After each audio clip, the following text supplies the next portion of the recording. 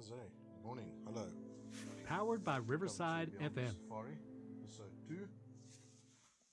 My name's Ruan, and with me today I've got Timothy. Give us some background. Tim and myself are cousins, so we family. We hunt together quite a lot. Tim, you can actually speak a bit more about yourself. Yeah, so I did my professional hunting course in 2015. I started hunting or pursuing hunting only as a career in about 2016. But you've been hunting your whole life. I've been hunting my whole life. This is just as professionally. Professionally. I only received permits in 2016. I conducted my first hunts in 2016. Before that, when I got into the industry, I was assisting with hospitality on various lodges for outfitters and lodge owners in the Bushveld region in Limpopo. Yeah. And your grandfather is also... My grandfather, I have a pedigree as far as safari is concerned. My grandfather was a safari outfitter back in the days when they was first compiling the very first theoretical examinations, and when they actually started compelling people to register. I'm talking 70s, 80s. Yeah, they still mailed each other. Where you still invited someone to a safari on pen and paper, quite literally. Yeah. So, and then I'm registered in 4 provinces currently. I have been registered in 5: Free State, Northwest, Limpopo, Northern Cape, and then Eastern Cape. Gauteng as well. And this is now in South Africa. This is in South Africa. I've hunted only in South Africa. I haven't hunted anywhere else in the world yet. I do quite a bit of work with locals, but I'm also involved in the international industry. I freelance for a bit of outfitters from time to time. I have my own outfit where I accommodate some overseas guests from time to time. And I also freelance for outfitters in my areas. Guys contact me if they want bird hunting is something that I offer. So if they want birds or if they want specific species that are endemic to my areas, then I assist them with their clients in my areas. So that's a bit of a background as far as my hunting is concerned. Yeah, it sounds like you've got a lot of experience. So today's episode is, so you want to hunt in Africa.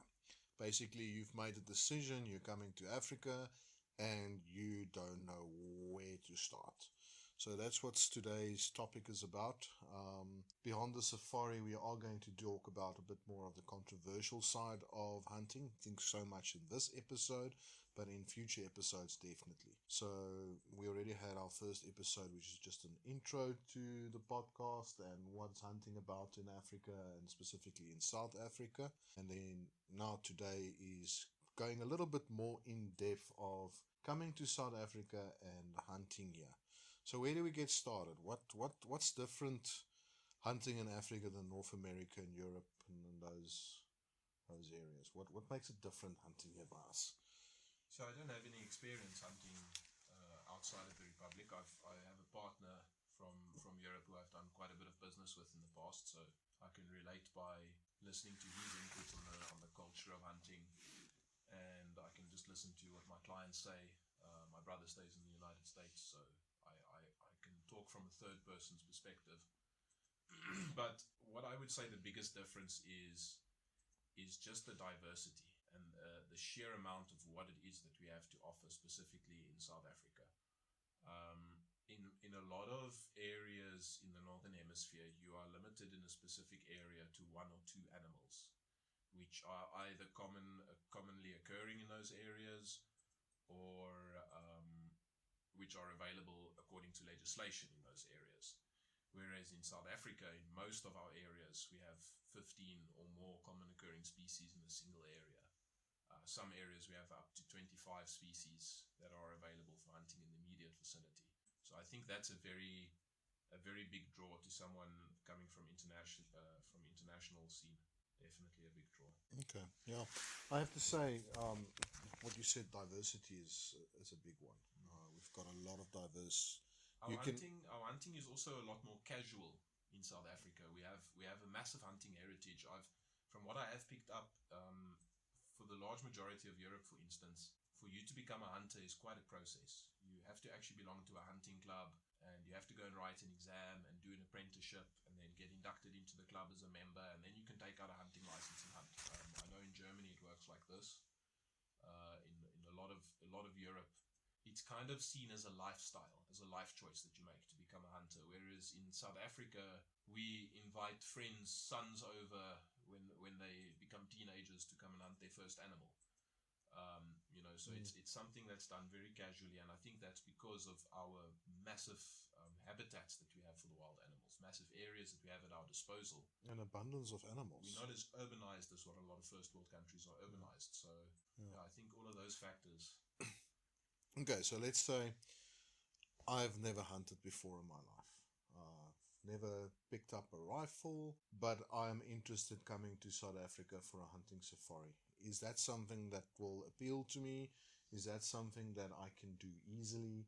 Do I need to be experienced? What do you say for someone in that position which you never ever hunted before, but he would like the experience of coming? So we have wonderful options where you can come along on a safari as an observer. So you come, you enjoy the hospitality.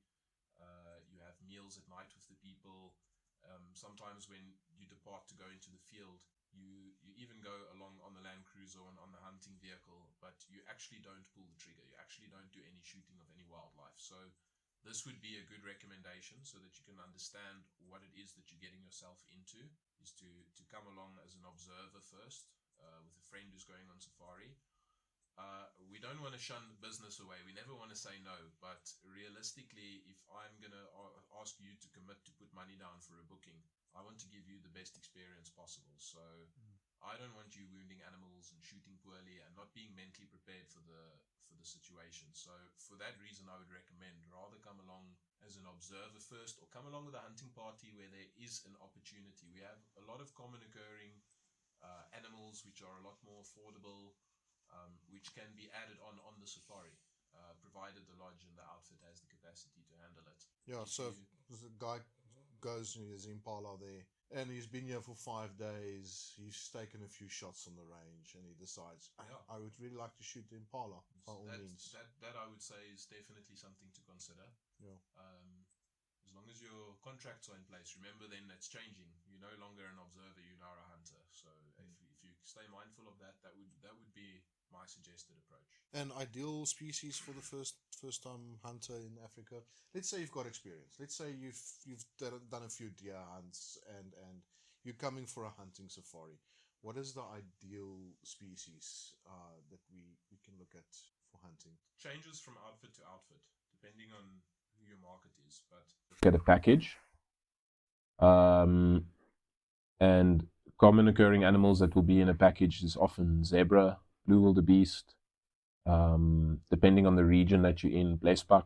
Otherwise, impala are very popular. Kudu is seen as a true South African classic while on safari. But that also, and I think it's something, Ruan, that you said you want to talk about a bit later, is the value of the animals. Is that in this? Why some animals speak about it now. So an animal like that, although it's very popular and seen as a classic animal, the fact that it's such a popular animal really pushes up the value. So what you'll often see is guys selling packages on smaller animals and more common occurring animals, and then on opportunity, when you see a good kudu, you can shoot it from the price list. So packages would definitely be, especially to someone who's, how can you say, uncertain. It gives you time to prepare, study the shot placement, the behavior of the animals. Most farms will not advertise. We say farms, I understand the word farm to someone listening to this podcast. You know, it has a very commercial, cows put into a milking passage and, you know, being injected, and it's not the case.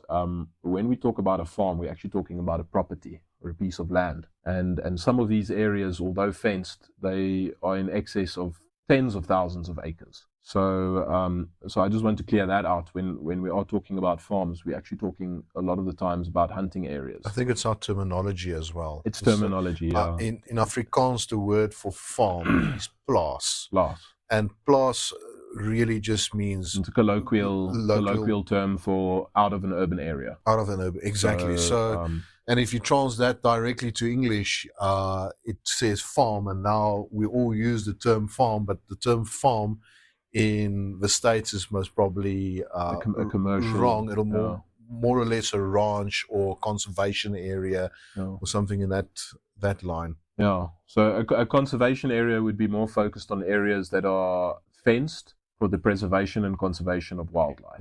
So there where we're busy with breeding operations, you know, areas where we keep animals that would otherwise be hunted, or poached, we protect them through the fencing. So that is what we refer to as a conservation area. But as far as the species to begin with, I wouldn't try to push my budget too much. I would keep it simple. Remember that if you're in a package, you may be taking 4 animals, for instance, over a period of 5 days. Realistically, you should be able to hunt in most areas 2 animals a day.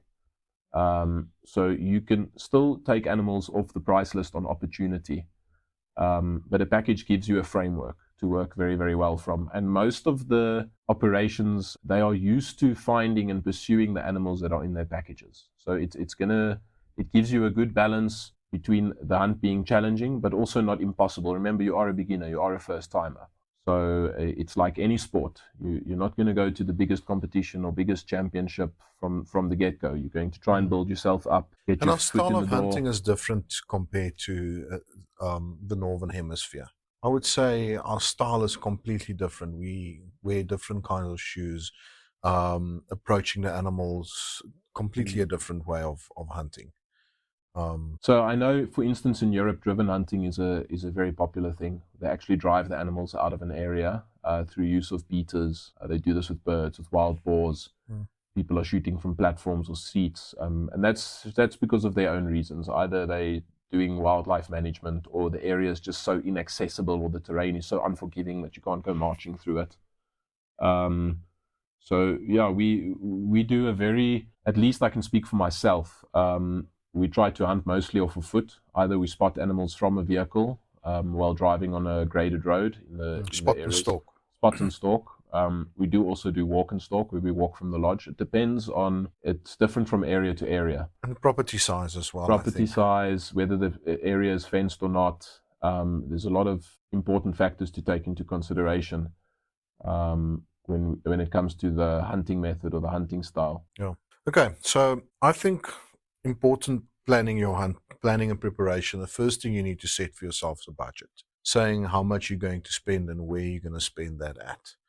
I don't think if you want to come to Africa, there's so many packages and things you can do. What's a typical budget or a typical spending for, let's say, a 5-day or 10-day safari, including an animal a day? What's a budget that we can look at? No, this is going to be controversial because people in the hunting industry are competing with one another, trying to undercut each other to get the business. It would depend on the type of experience that you're after. Some people want very exclusive areas. They want to hunt open areas only. Other people are happy That's with, very expensive, hunting it's open very areas. expensive because of the remoteness, essentially because of the remoteness of the areas. I'm going to give a shameless plug, but TIA, they just started their podcast, This is Africa. And in the first episode, they actually spoke about an eland hunt, $50,000 for one eland. Yeah. $50,000. Look, it must be an incredible inexperience, and if you can afford that, and if that's where you are in your hunting career, then thank you, because through the process of things, you've built guys like us up. So exactly. So definitely, if that's in your budget and if that is in your capability, then do it. But I don't think that's where South Africa falls into the spectrum. If you look on a 5-day hunt, people are looking at about $5,000 on a package. And then that will include 4 animals, 2 small, 2 big. And that'll also include your lodging. So packages generally include your daily rates. That's all your pickup, drop off at the airport, ground transport, laundry services, lodging, meals, all of the logistics needed, field preparation of the trophies, your papers and permits, all hunting contracts. All of these things are stuff that's included already in a package as part of the daily rates, which is why a lot of people choose to go this way. You get daily rates significantly marked down if you commit to a package of 4 animals or more. And you as the hunter, as the client, end up saving quite a bit of money, which you can either be using on other animals or on better taxidermy work, or maybe on a visit to the Kruger or a wine tour or something along those lines. Yeah. But so $5,000 for a 5-day package. 7-day, you're looking at about $7,500 to $8,000. 10-day, we're looking at about $12,500 to $15,000. It changes from species to species that you're pursuing. Like a lot of those time frames are a lot to specific species. And from outfit to outfit as well, I would say. Definitely. I would like to add, you get what you pay for. Yeah. If you're going to go pay $50,000 for a eland hunt, you're going to hunt in a vast open area. It's going to be the hunt of a lifetime. If you're going to hunt for $5,000, it's also going to be an excellent and beautiful experience. It's not going to be a vast open area.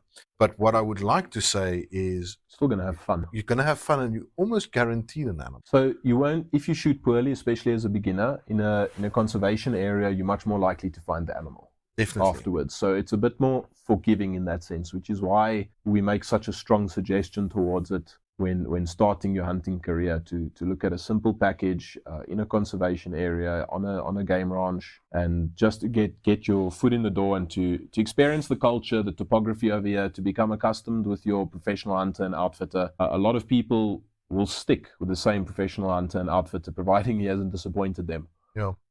We'll stick with him for a good number of years And grow with him. As well. So that would definitely be my recommendation. Yeah. Look, the more days you include, and the price that goes up in the packages, is usually more animals included in it as well. So it's not like you're paying only for. Some people do that. They'll give you discount on daily rates, and you'll pay your lump sum of your daily rates before the safari, and then shoot animals off the price list or discounted animals. And other guys will try to package a certain amount of animals for a time frame. So I don't know if that gives you a bit of insight. So we've got a budget in mind. We know what to expect, plus minus. Where do I start? How do I find an outfitter? Where do I start? Most of the guys coming from European countries, they're not the only person, European or American countries, they're not the only person in their social circle that's involved with hunting. So chat to your friends, get recommendations, hear where they have been.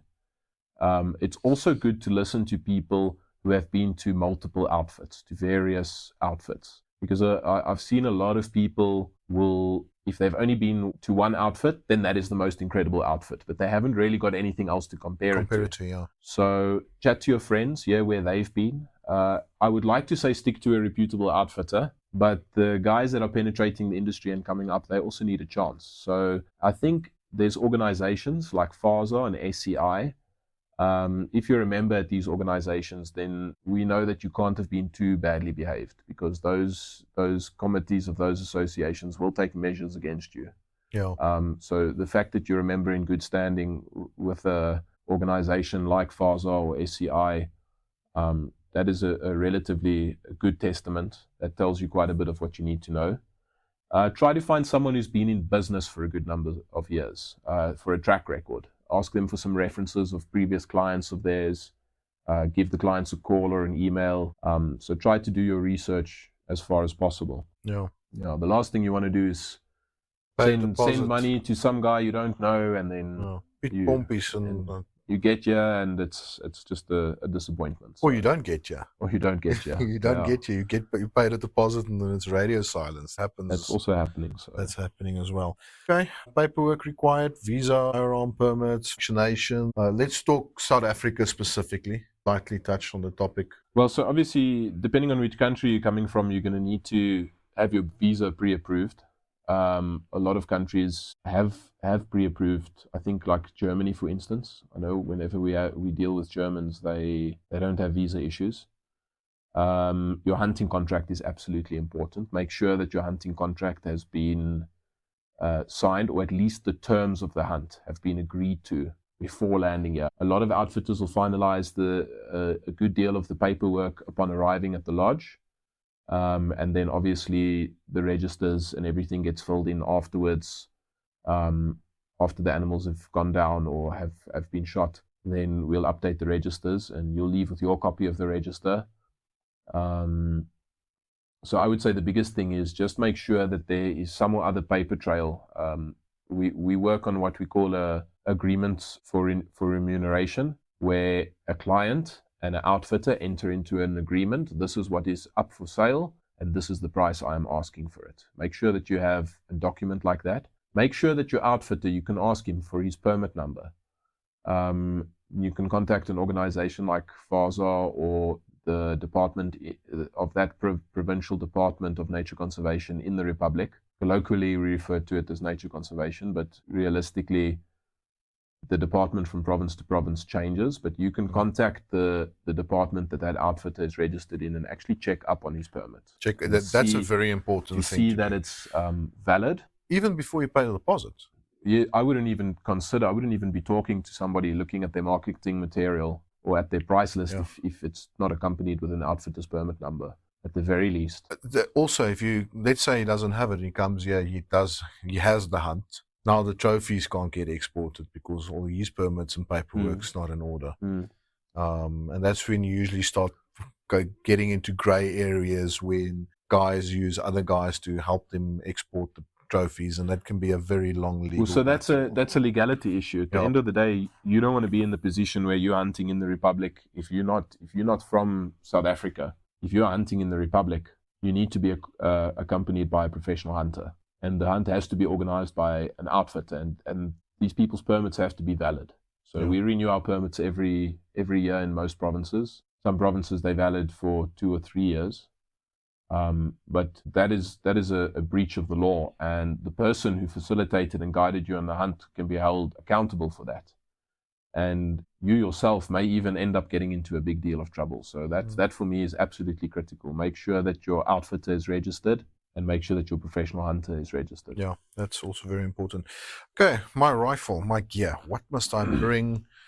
Should I bring my own rifle?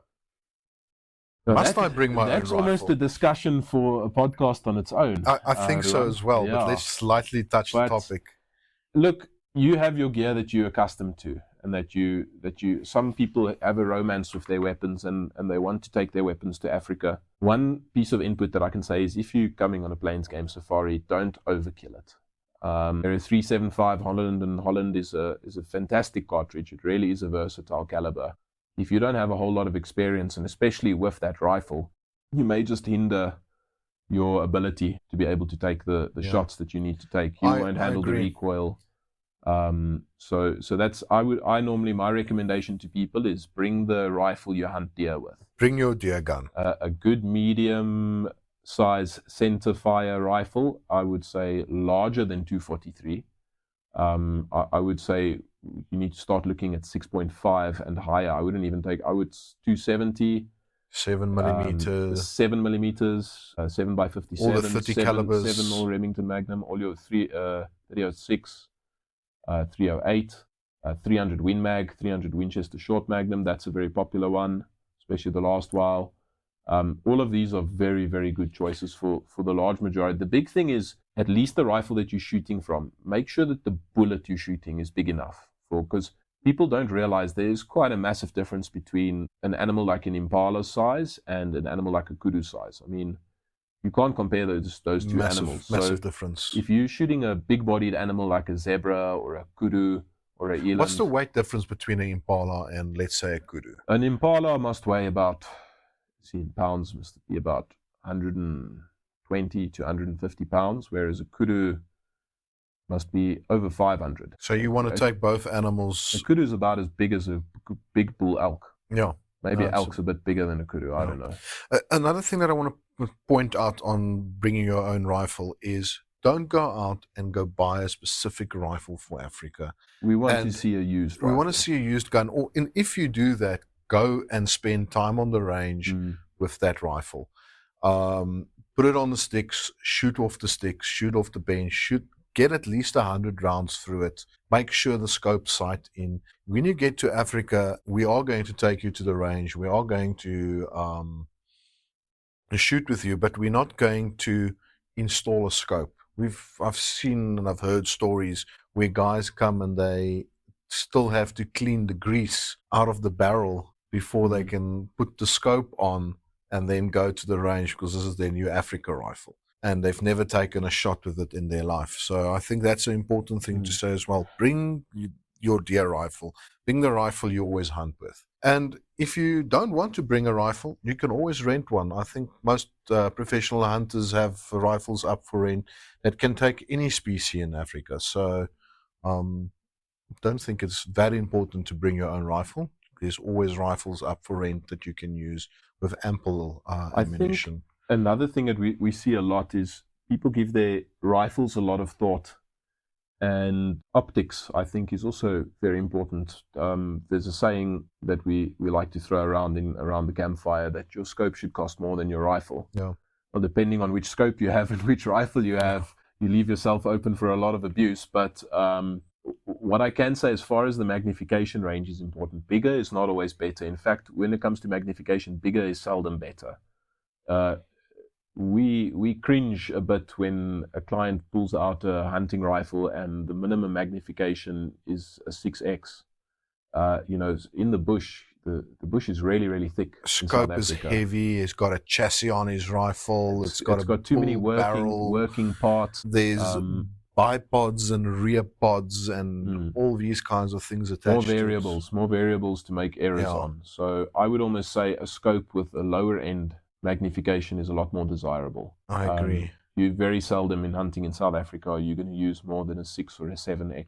Well, normal hunting 3 to 9. 3 to 9 or a 2 to 7 or a 1 to 4. 1.5 to 4 or something like that is more than suitable for majority of hunting in South Africa. And bow hunting? Bow hunting is definitely a niche. A lot of guys will try to work with a bow hunter. It's a specialization as far as I'm concerned. I think it's a topic for its own, but but make sure that your professional hunter that you are dealing with understands bow hunting. And has bow hunted before. You'll see it on his portfolio. You can see the amount of animals with hunters with bows, the type of camo that's worn. The person that understands bow hunting should be able to see if a guy has experience with bow hunting or not.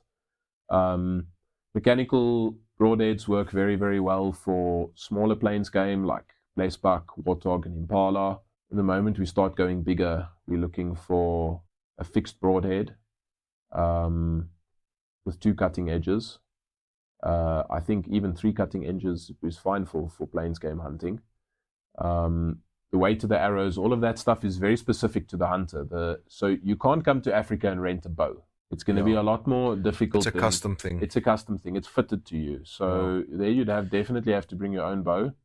One thing you must be prepared for is, I've heard a few stories from one of the guys that I do a lot of hunting with. He's a specialist bow hunter and world champion for archery. And he actually has a crossbow that he uses when his clients shoot poor shots, so that he can still claim the animal as a bow kill and still register it for his record books and everything. So, ask about this. Ask, do you guys have a crossbow that can be shouldered and has a scope and can shoot a slightly further range? Just to take down the wounded animals if that's the desire. With bow hunting as well, I think the properties you hunt at is very important as well. They have to be equipped for bow hunting. It's a bit different to plain game rifle hunting. It's a very specialized thing. So if your niche is bow hunting and that's what you want to do, find an outfitter that specializes in bow hunting. I would say is the most important. And you can pick it up very quickly. If you're a bow hunter and you ask certain questions to your outfitter. What weight arrows must I take? What type of broadheads? What bows do you guys see? What's your favorite type of bow? Ask the guy a little bit. Have a conversation with him like we're having now, and you're going to be able to hear. You'll find out when I can see on the range. If I take a client to the range and he takes the rifle out of his case and puts a bullet in it, it takes me about 10 seconds to see how competent he is with his rifle. I would just imagine it's the same with a bow. Yeah. What do we expect on the ground? What's a normal, typical day in Africa? We've already come from the airport. We've rested. We've been to the range. We've sighted in our rifle. How does a typical day in Africa look like? Gorgeous. Glorious. Glorious. Glorious. That's how it looks. So you'll start with the camp ritual when you arrive here. The rules, get shown to your rooms. You'll have some dinner, do papers. Next morning you'll wake up with a nice breakfast. Early breakfasts tend to be a cold breakfast. Later breakfasts will be a warm breakfast. We'll get into the field. You can look at spending about 3 to 5 hours hunting per session. We have a morning session. We have an afternoon session. Depending on what you're hunting, we have an evening session. What you can definitely expect is not to do 3 sessions in a day. 3 sessions in a day can really mess with your sleep and with your fatigue levels and really compromise the rest of your safari. So if you want to shoot night critters, some jackal, some caracal, bush pig, these types of animals. Try not to milk your professional hunter. Who's responsible for your safety. So the next day he has to get you into the veld. You're going to have to sleep a bit later. You need to be focused when you're shooting at wild animals and working with firearms and things. So I would say that's about. You're going to be in and out of camp. You may have to travel depending on how the outfit's sort out or set up. You may be traveling to some other areas to pursue some different species. So you may have to vacate your area, get onto the public roads, change areas. So all of this is part of an average day of hunting. A good deal amount of time is spent around the campfire at night. The socializing, it might not be necessarily the meals, but the socializing and the stories of the day's happenings happens around the campfire. That kind of seems to be the crux of a day's hunting. Oh. Is the recollection around the campfire. So I would say that may give you a slightly better idea of what it is that you can expect. I think as well, get ready for a story to be told. I think when you come to Africa, it's a complete story that gets you told, and you've got an idea. I'm coming for an impala and a kudu hunt, and the next minute this massive sable bull walks in front of you, and the opportunity is there to take him. And you take him, and the complete narrative of the story changes. So you can expect the unexpected, especially in the bush. Things can change in a heartbeat, where you've been pursuing something, we're going after a kudu, and the next minute something else happens. Do you know what wild animals like to do? The opposite of what you want them to do. Exactly. So don't be surprised. Have a little bit of grace. We were talking about budget earlier. Have the extra $3,000 in your pocket when the kudu of a lifetime walks out in front of you. A lot of people describe it as a once in a lifetime scenario, and I don't think that's an accurate description, because many people will go their whole lifetime, never see a kudu of that caliber, let alone be able to hunt one. So prepare yourself for these types of scenarios. Prepare yourself for the unexpected. Prepare yourself mentally for it as well. And there's a lot more to hunting and walking in the bush than just pursuing the animal. I remember the one day I was sitting under a tree waiting for an impala ram to walk in my sight line where I can shoot him. Found a very big herd, and it was just female after female, and they came from a watering hole. And it took them about a half an hour until the ram was in position. But in this half an hour, I saw squirrels in the trees. I saw all kinds of little birds and critters, bugs crawling around. Really, the beauty starts, especially when you sit down and you become quiet in the bush. It tells a different story. So that's something that you can also expect, is the little things that you can see. I don't know if you agree with what I'm saying there. Yeah, it's a meditative experience. Yeah. It's not just about the shooting of the animal, and that's why you keep a trophy. Anyone that thinks it's all about killing, that person shouldn't keep a trophy, because the trophy you look at for years afterwards. It's the story. And you relive that experience, and you relive that time and that contribution essentially to what you've done for conservation is manifested in your trophy. So yeah, I would definitely say it's about the total experience, the food, the atmosphere, the pHs, the staff, the habitat that you're in. The time spent pulling triggers and actually walking to an animal laying on the ground is minimal. Yeah. It's a very, very small fraction of what the hunt is all about at the end of the day. So yeah. Accommodation, food provided. What can we expect when we come to Africa? It's also different from place to place. A lot of people on the smaller properties and the more boutique style properties, the accommodation is usually very trendy, very, very neat, very refined. Stark contrast, on your open areas, you often find very primitive accommodation, tented sort of setting, or something built on stilts, or windbreaks built with reeds and that type of stuff. So I would almost say the accommodation needs to be safe. It needs to be neat. It needs to be warm, hygienic. We're there to hunt. The rest of that is just facilitating the hunting. So you're going to be comfortable. Yeah, it needs to be well lit. Yeah. I have to say, mostly accommodation in Africa is amazing. Yeah, we've got a great variety of lodges. We've really got a a stunning variety of lodges, and it comes down to your personal taste at the end of the day as well. And what you spend, you can spend a bit less on a package, and you're going to get a rondavel, and it's not going to be that luxurious, but you're going to be comfortable. You're going to have a hot shower. The hunting experience will still be good. It'll still be good. Or you can spend more and be in a 5-star lodge where there's 5 guys walking with you. Your bed gets made. All those kinds of things. So it depends what you spend. Ask your outfitter to send you some photos of the accommodation, what you can expect. And I also asked about food. It's very important for the outfitter to know if you've got any allergies or dietary requirements. Even preferences. And preferences beforehand. So that they can brief the lodge saying, listen, this guy coming, he's allergic to a mango. So don't put mango or peanuts. Don't give him mango juice for breakfast. Don't give him mango juice for breakfast. Yeah. Or not even a mango juice. Let's say a tropical juice that's got a hint of mango in it, blended with all kinds of other fruits. Another thing you need to keep in mind is that person has to remain focused in the bush. So he needs to be fed well. Yes. His blood sugar needs to be stable, otherwise he starts shaking. So it's very normal for us on a game viewer to take with the hunting vehicle or the game viewer to take with some snacks, some cool drinks, some water, nuts, a bit of fruit.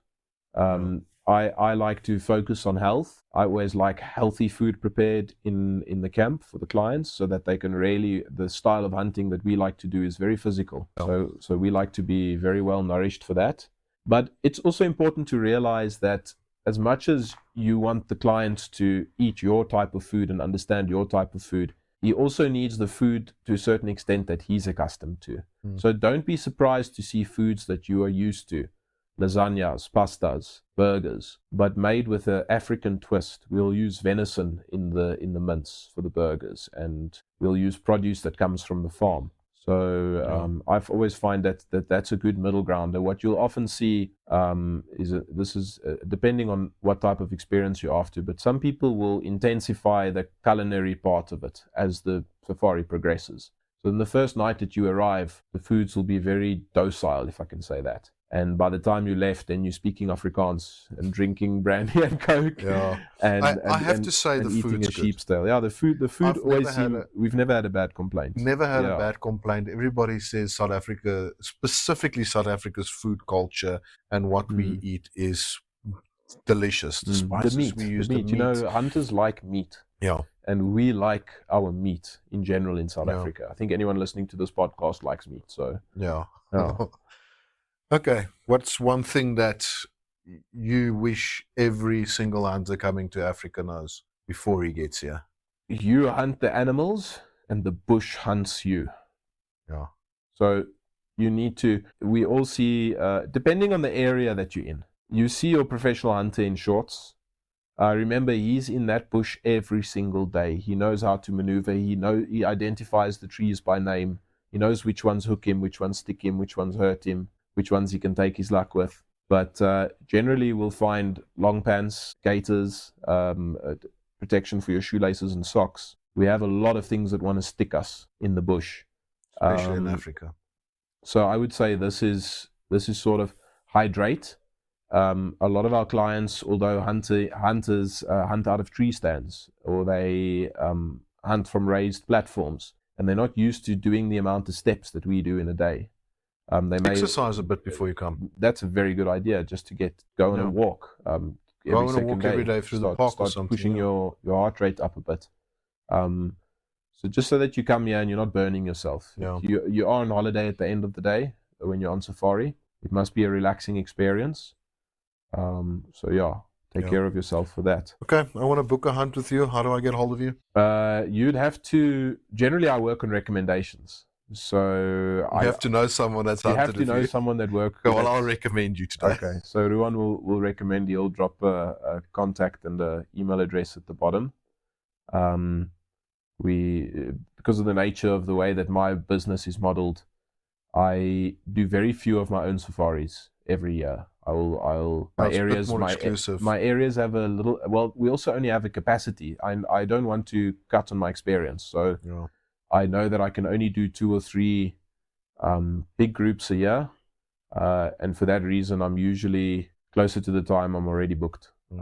So yeah, that's just something to keep in mind. I don't think we've mentioned your name. It's the Timothy York-Hart from Dome Safaris. Yeah, from Dome Safaris. Dome Safaris. Thank you so much. Really Based appreciate in it. the Free State. Based in the Free State, Vredefort Dome area. Thanks, Tim. Okay. We'll have a chat again soon. Sometime. Yeah. Cheers.